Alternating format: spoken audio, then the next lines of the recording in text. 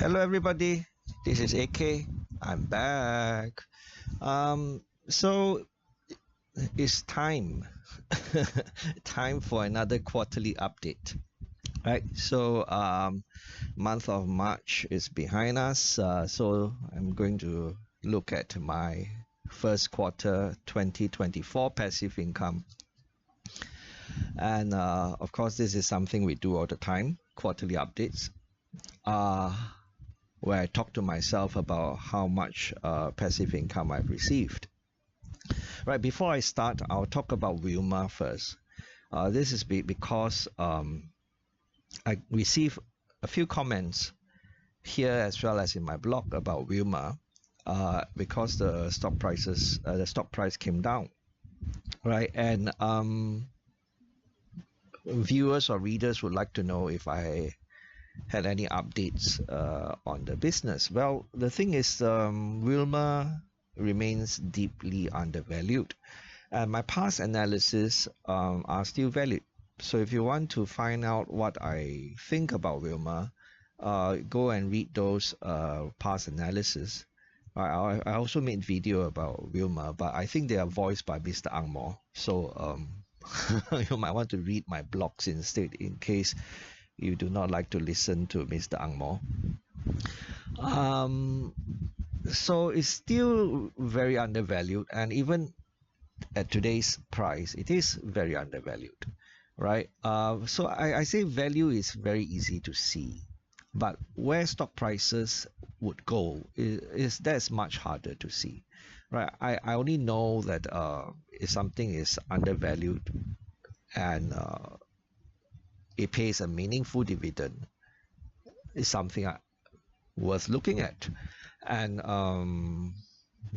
why did I say something undervalued and pays meaningful dividend is worth looking at? Because undervalued could stay undervalued for a long time, right? And if it doesn't pay a meaningful dividend, then in that long time we don't get anything back, we don't get any returns, right? So I like to look at undervalued stocks which pay meaningful dividends regularly, right?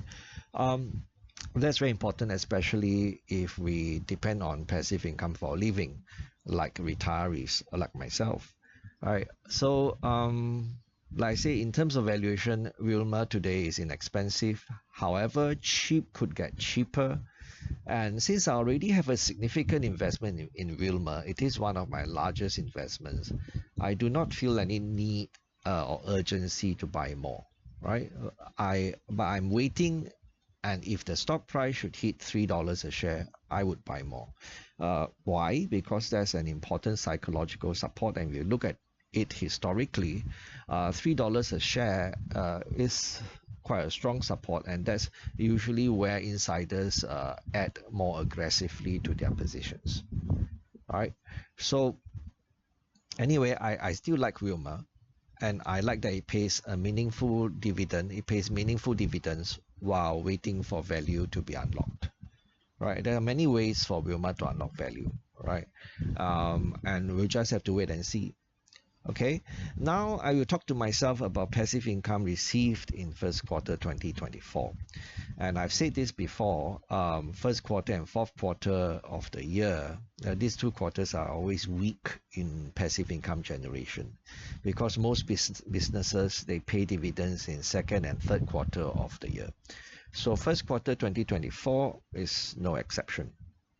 And it is even weaker this year because I received lower income from my investment in REITs, which is of course not unexpected, right? I did not take part in the rights issue to strengthen the balance sheet of AA REIT, so my investment was diluted, and of course income received would be lower. Now iREIT Global generated lower income, right? So that's not unexpected. The property in Darmstadt is still mostly vacant, right? It's quite challenging to rent that property out. It's taking baby steps. Sabana REIT generated lower income because for the investor, because they retain 10% of distributable income to cover costs to internalize the manager. right? And then CapitaLand China Trust also generated lower income. I mean, China is struggling, right? Is struggling in more ways than one. The property sector is, which accounts for 30% of their economy, of course, is a huge problem, right? It's their largest problem. So anyway, China struggling, renminbi is weakening. So CapitaLand China Trust generated low income for me as well. First quarter 2024 passive income came in at $39,142, right? And that's about 5.4% lower than a year ago, right? And I said in terms of absolute dollars, it's like receiving $740 less per month. $740 less per month. I think okay lah. I think I will leave. It's not that tragic, right? But I'm still getting about like $13,000 a month in first quarter 2024, even though passive income came in lower, right? So $13,000 a month, okay, quite comfortable with all my financial commitments, etc. The thing is, I keep my needs simple, my wants few, even in as my passive income increased over the years. My lifestyle hasn't really been upgraded. It has not changed very much, right? I've kept my needs simple and my wants few. So financially very comfortable still, right? And before I forget, I should also say that I expect to receive less passive income a year from now, all else being equal, right? Because like I said, I sold a significant portion of my investment in Sabana REITs recently. And because the REIT pays half yearly, my passive income 6 months from now should also be impacted negatively. But higher dividends from DBS, UOB, and OCBC hopefully should provide a cushion, right? We will see what happens 6 months later. It's just an estimate, just an idea I have in my head right now. And so like I said, although passive income came in lower in first quarter 2024, still quite comfortable. During the pandemic, I was very worried, right? Because dividends and interest income reduced pretty drastically. And even though I have a big emergency fund, if the pandemic lasted much longer, that could get depleted as well. So with the amount of passive income that I have, I think unless I should suffer a very drastic cut in passive income, I think I should still do okay, right? And of course, there's the fact that savers are very fortunate now because interest rates are higher, right? Because that means that savers are receiving meaningful interest income.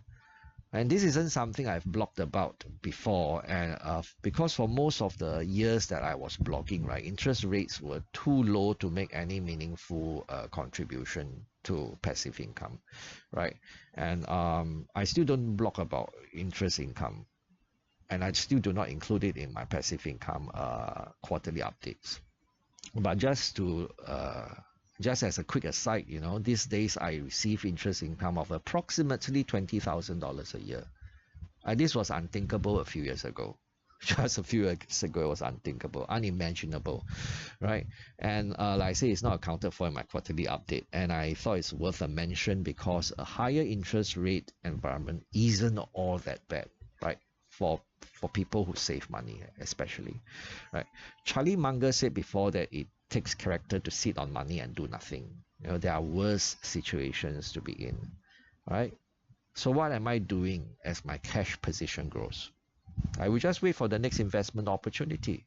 It's quite simple, right? I'm already substantially invested. I'm in no hurry to put more money to work, but I'll just wait for the next investment opportunity. So if AK can do it, so can you. Bye-bye.